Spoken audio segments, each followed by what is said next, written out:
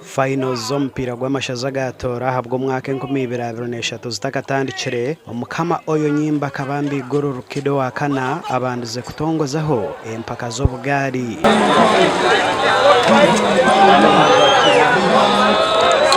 nabwa nyuma omuzano gw'akamaririzo hagati ya Mwenge South hamwe na Kyaka County gutandikira haba Mwenge bahendire batwire ekikopo bwa nyuma yo kusinga gori ibera haryemwe final match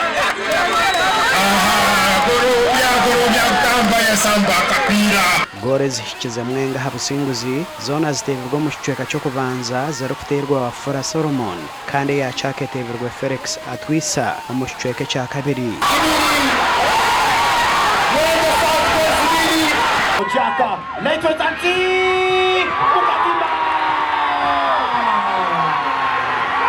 Bukatimba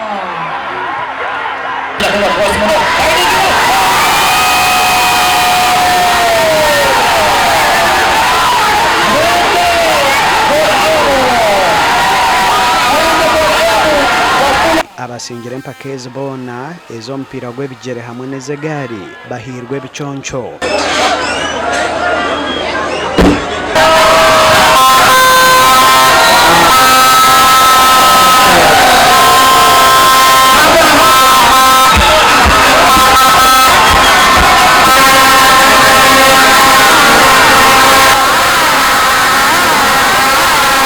ebyo bikiryaho erizoba timu 20 z'ebitongore ku rugo mu district y'Ibanda nizo zahita bo mizano ey'ebitongore eyazanirwa hace cya Nyabushike mizano yazanwa Ibanda police yatera trackers ahagorisha 3-0 kandi National Water basinga timu ya Aquafina ahagorisha 3-0 okwayana kw'emizano egi kwaba kuryo kwa round ya kana kandi abatebekanisa bayoreka ngo kigenderwa no kwenda kutungura eby'emizano omu district egi Ibanda Corporate League n'enteekateeka y'Ibanda Corporate Club